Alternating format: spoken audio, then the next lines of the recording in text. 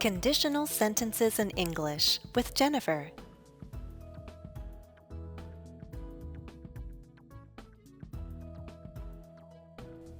Let's go over the tasks from the previous lesson.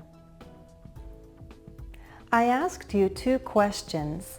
First, is the following sentence a conditional sentence about the future? The answer is no. Don't confuse two different uses of if. If doesn't always state a condition that goes along with a result. If can mean whether or whether or not in an embedded question. I can't decide if it's worth buying the course or not. The sentence could be rewritten as, I can't decide whether it's worth buying the course. I can't decide whether or not it's worth buying the course. A yes/no question is implied. Should I buy the course? Yes or no? So if, when used as whether, presents a choice. Buy or not buy, yes or no. This isn't a conditional sentence with an if clause in a result. Instead, we have one independent clause. I can't decide. Decide what?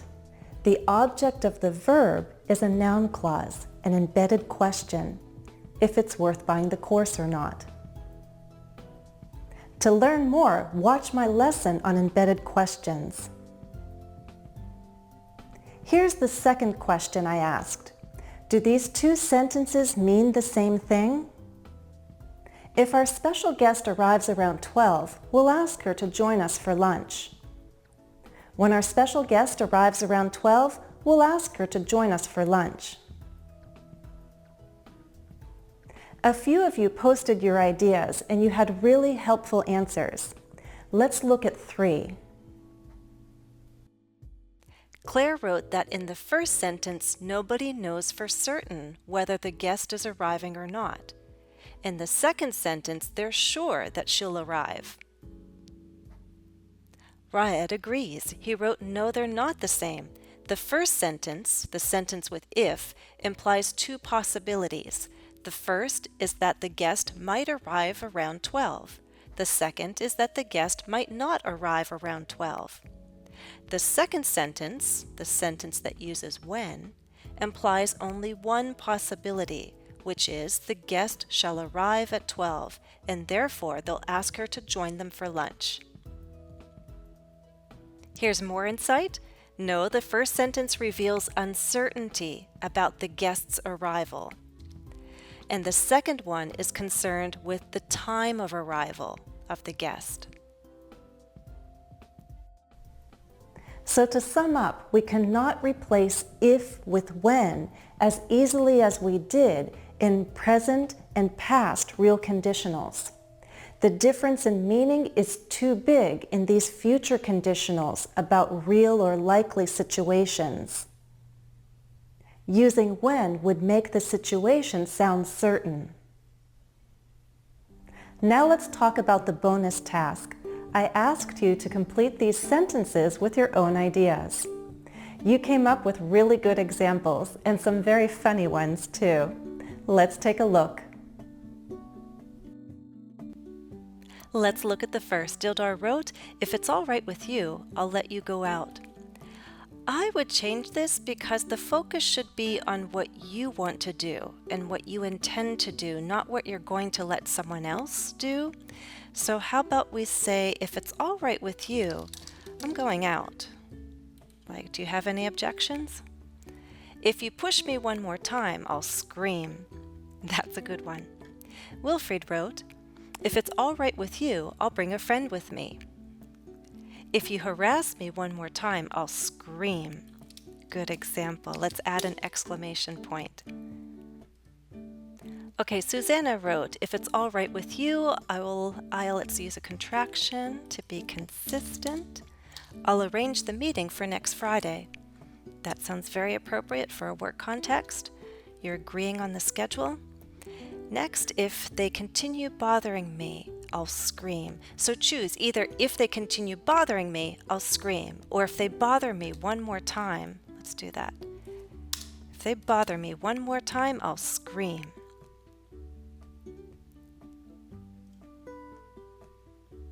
Gabriel wrote, if it's all right with you, I may leave home earlier today.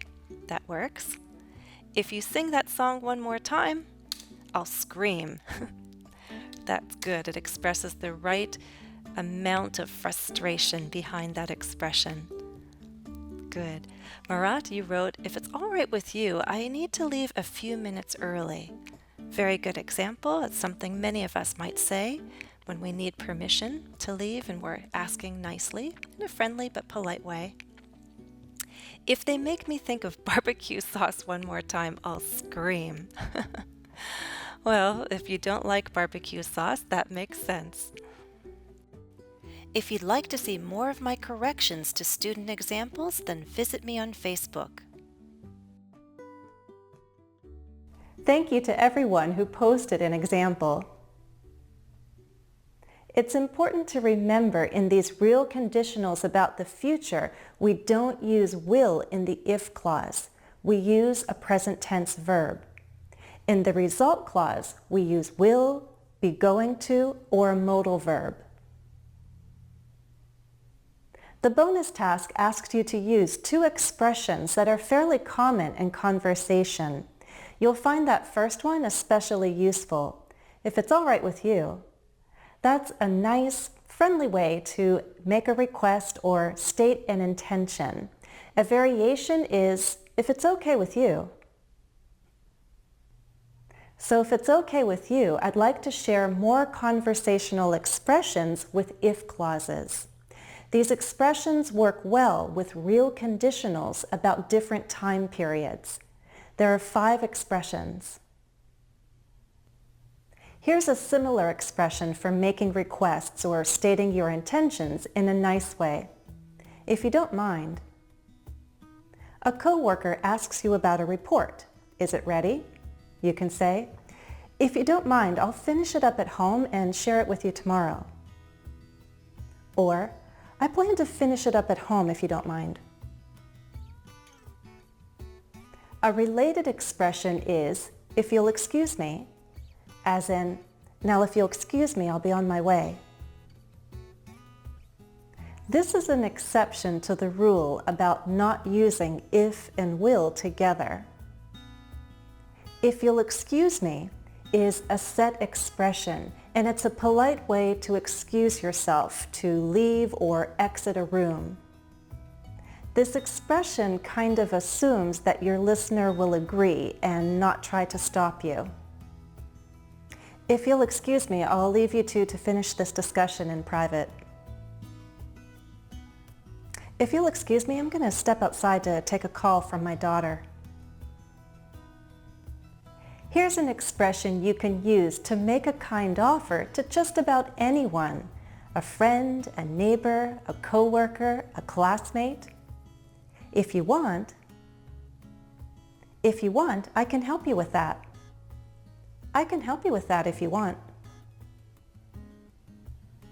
The modal verb can is good for everyday conversation.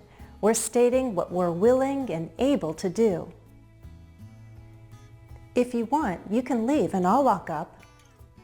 I can stay and lock up if you want. The next expression works with if or when because we're talking about a real situation in the present or past. If you think about it, allows us to present something we think is very logical. If you think about it, her decision makes complete sense. If you think about it, it was pure luck that he became successful. Our final expression is a fun one with some attitude. If it's the last thing I do. We add this to a clear intention or a promise. I'll take my first example from a song sung by Frank Sinatra, a famous American singer. The song is called If It's the Last Thing I Do. Frank Sinatra sings, If it's the last thing I'll do, I'll make you mine. The man is promising to win a woman's heart. It's the one thing he hopes to do before he dies. Can you think of another example? How about this one? I'm going to master English prepositions if it's the last thing I do. We're just about done with this lesson, so let me tell you what your homework is. First, answer this question. What time period is this sentence about? I'll confirm the answer in our next lesson. For your bonus task, I'd like you to complete this sentence with your own ideas. If I ever have the chance to, then I'll post your ideas in the comments, and remember, if you share examples, I might use them in my next video. That's all for now. I'll see you again soon for another lesson on conditionals. Please remember to like this video and subscribe. Thanks for watching and happy studies.